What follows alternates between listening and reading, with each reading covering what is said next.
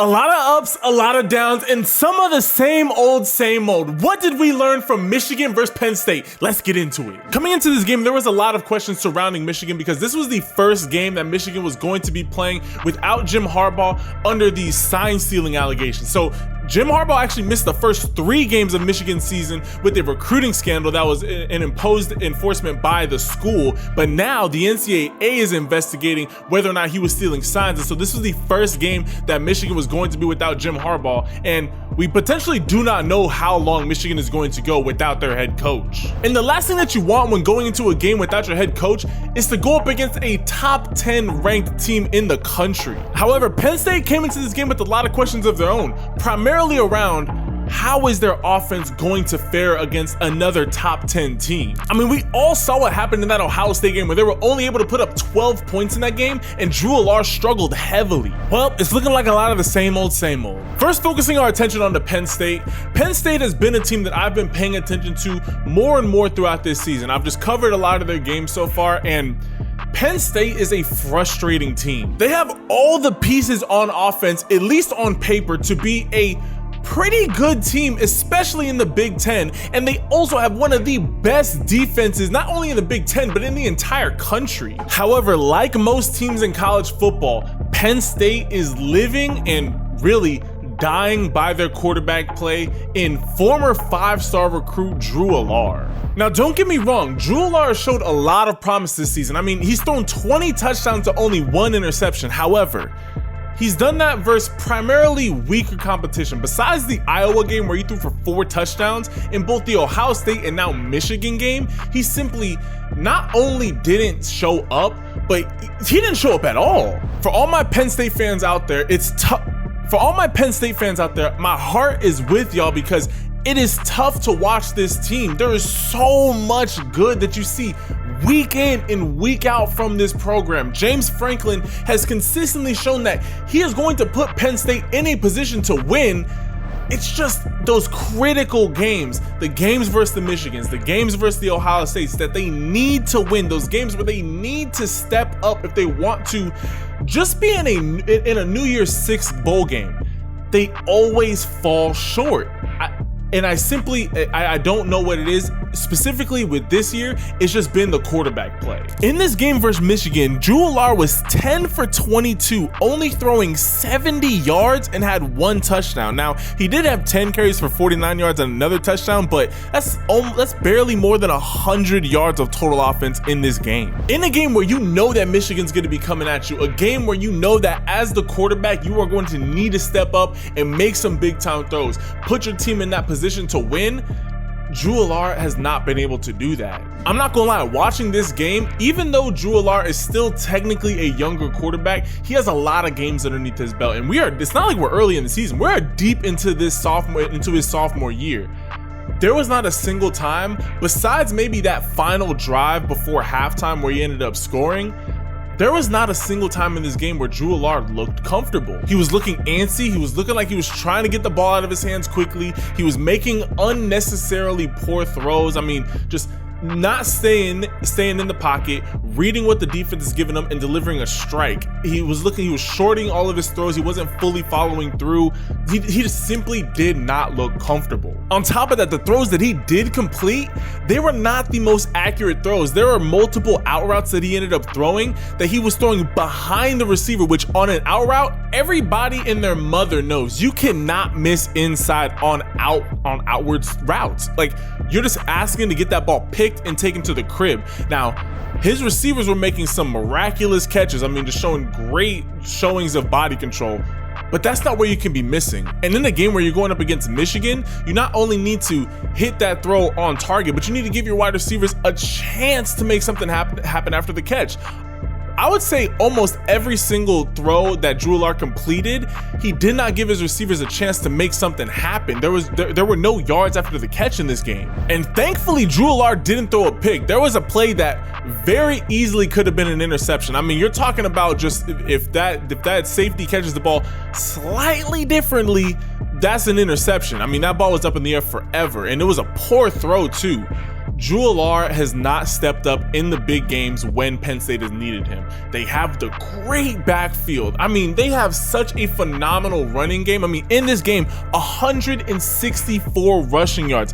Katron Allen and Nicholas Singleton are two of the most dynamic and talented running backs in the entire country.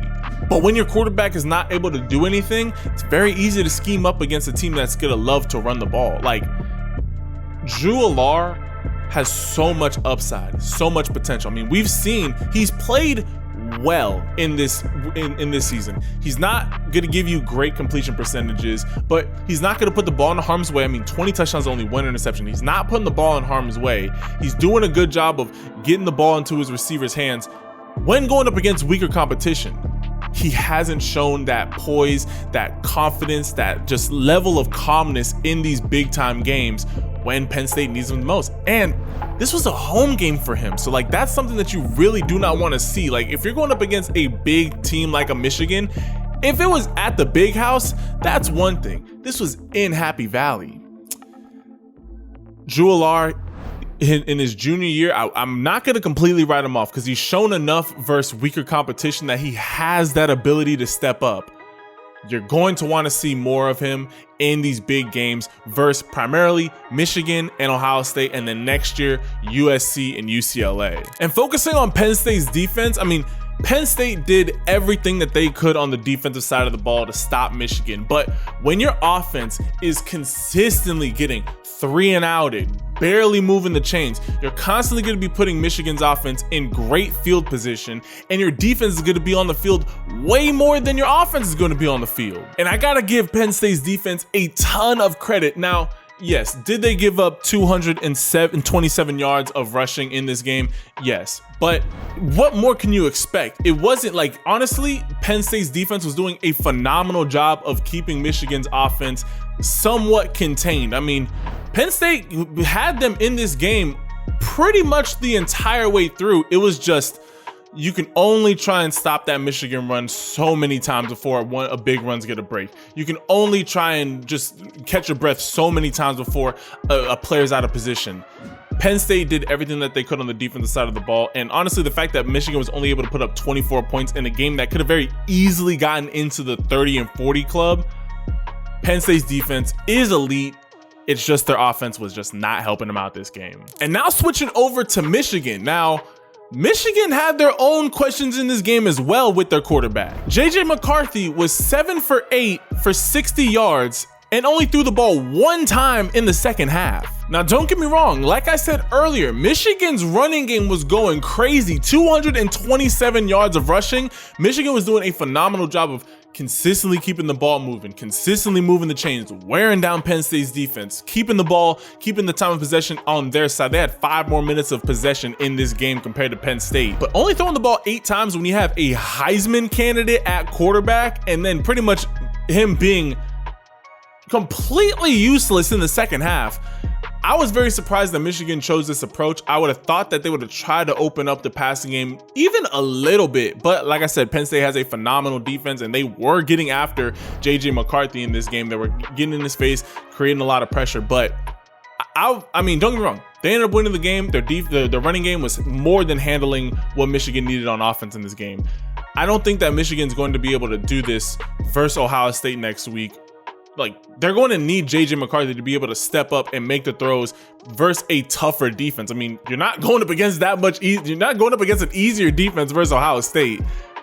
It was just weird to me. Comment your thoughts down below on JJ McCarthy only throwing the ball once in the second half, and that one throw was led to a penalty, a pass interference penalty. So like, on record, he didn't throw the ball 1 time in the second half. There was 32 straight runs from the last 2 plays of the first half, and then the entire second half. Like, Michigan's running game is dominant. They have the best backfield in the entirety of college football. But you can't let your Heisman level candidate, your Heisman Trophy winning candidate quarterback not do anything in a game like this. But speaking of running backs, we all should know it by now. Blake Corum and Donovan Edwards is the most dynamic backfield in the entirety of college football. Blake Corum, this dude is an absolute stud. He Like, he just does such a good job of taking what the defense gives him. Great vision, constantly finds a cutback lane, and then when he does, he has more than enough speed to be able to explode through there and be able to create big time runs. I mean, that 44-yard touchdown run was a absolute beauty. On top of that, Donovan Edwards did what he needed to do when he got the ball. 10 carries for 52 yards, averaging 5.2 yards a carry. That is getting it done. Both of those guys are a great 1-2 punch. They are more than capable of putting the offense on their back and making something happen. But why do that when you have a great set of wide receivers and you got JJ McCarthy as the QB? On top of that, Michigan's defense did a phenomenal job of stuffing Penn State's offense and just completely stifling them. Don't get me wrong, Drew Allar was a reason why they weren't able to get that offense going, but Michigan's defense was absolutely flying around and forced Penn State to be a one-dimensional run pretty much exclusively team. I mean, did they give up 164 rushing yards? Yes. But that's because they were running they had to run the ball because Drew Allar was simply not able to get the ball where he needed to. He did not look comfortable out there. And so James Franklin was like, hey, I got to protect my quarterback. We have to run the ball. They also have, in my opinion, the second best backfield in college football. I mean, Kaytron Allen and Nicholas Singleton are two stars in college football. But Michigan's defense was simply, they rose to the occasion. They were flying around, making it difficult for Penn State to do anything. I mean, if you take away the 34-yard run from Kaytron Allen, Penn State really only averaged like 3.5, 3.6 yards a carry in this game, which you can more than live with when you keep their opposing quarterback to under 100 passing yards.